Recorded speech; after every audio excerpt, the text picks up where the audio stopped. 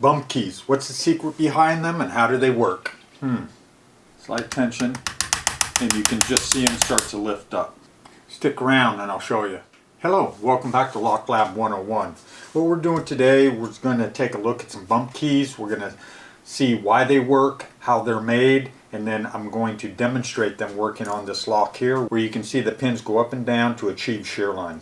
So here we have a Schlage bump key set, and first what I want to go over is how they're made. So these 4 bump keys are cut at different heights. For the Schlage, specifically for the Schlage, this key mark number 6 is cut at a Schlage 3 height. So that's 7.4 millimeters. This is a number 3. The 7 is cut at a Schlage 4 height. The 8 is cut at a Schlage 5 height, and the 9 is cut at a Schlage 6 height.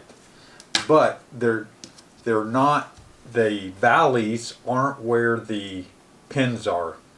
The peak right here is where the pin will be. So like here's the original key here, and the pins, and this original key, the pins actually sit in the valleys. So there's a pin here, pin 1, pin 2, pin 3, and pin 4, and then pin 5 in that valley. So an original key is cut so that the pin falls in the valley. A bump key is cut so that the pin falls on the peak.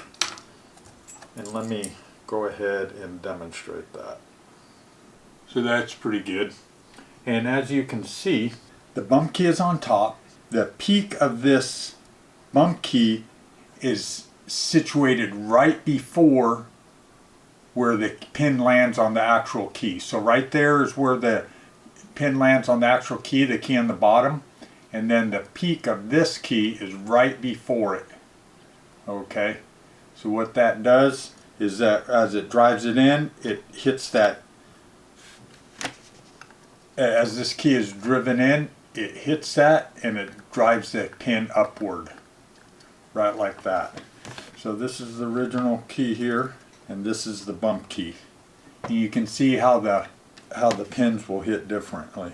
Is that's the pin right there. You can see how it's just barely in front of the bump key. And this here, this ramp here, is the ramp that takes care of pin 1. No need to come back down here and make a pin on it. It's just inertia that does that.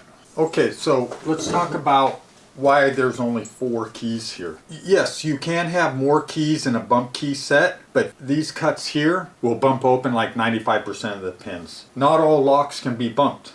Okay, there are locks out there that they won't bump. A couple of reasons why the locks won't bump is when the pin difference, so a bump key is designed to work as long as the pins don't have more than 4 depths difference or 4 bitting depths difference. So if this was a 3, this would have to be a 6 or less. Okay, let's talk about some of the other things in here. So when we put this bump key in here, we're going to put tension on it, we're going to put it in a vise, and we're going to hit it. And hitting it with this hammer like that, what that can do, it can damage the face of the lock or the face of the plug. So to avoid that, what you can do is you can put a brass washer, right like this. You can put a brass washer in here, and then when you're bumping it, it's hitting the brass washer. Even though the key's pulled out just a little bit, what happens is there's enough inertia that it will still separate the pins. Another option is, I think a lot of the bump key kits come with a small rubber O-ring, and that does the same thing. It also gives a little outward push to get it back to the starting position. So yes, there are 2 different options. The way I was taught was with a brass washer, right like that, and then you just hit it like that.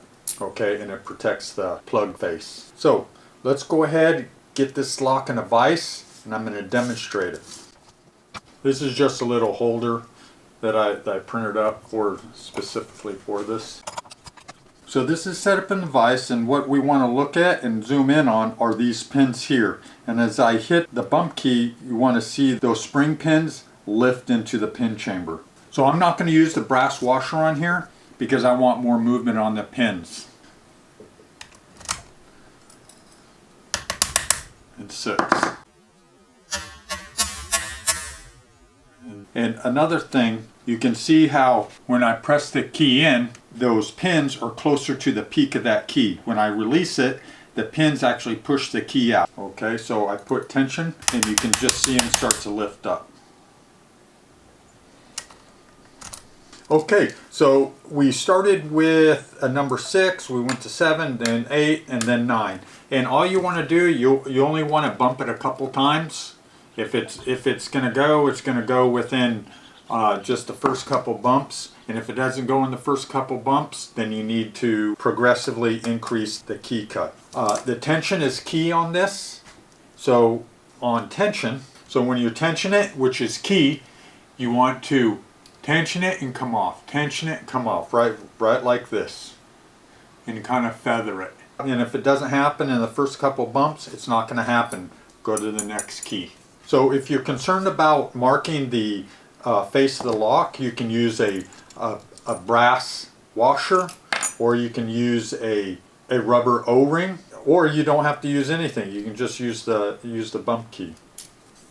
So there are several different types of hammers. So this hammer is for bump keying. This is my favorite handle because it does this. Okay, with a very little bit amount of movement, it goes back and forth very quickly. Another type of bump hammer is this right here. So this is stiffer. This is really flexible. This is stiffer here. Yeah, it is flexible, but nearly not as much. And I have found that I just don't have as much success with a stiffer hammer. Additionally, with these keys, you'll see that I only keep 4 keys in each bump key set. You can have one for every cut if you want, but I just found that for Schlage specifically, starting at the cut number 3 and going up to 6 works fine. So additionally, when I'm making my bump keys, I'll put a little divot in the top right here. So basically you can have a pair of bump keys for any type of pin tumbler lock. The limitations of bump keys is that they don't work very well on security pins. Yes, I've seen where you can bump some security pins, and you do that by adjusting the tension, but as a rule, they're unreliable for security pins. Okay, so there was a demonstration of bump keys on my bump key kit. I hope you learned something. If you did, please consider watching my other videos, like and subscribe, and as always, thank you very much.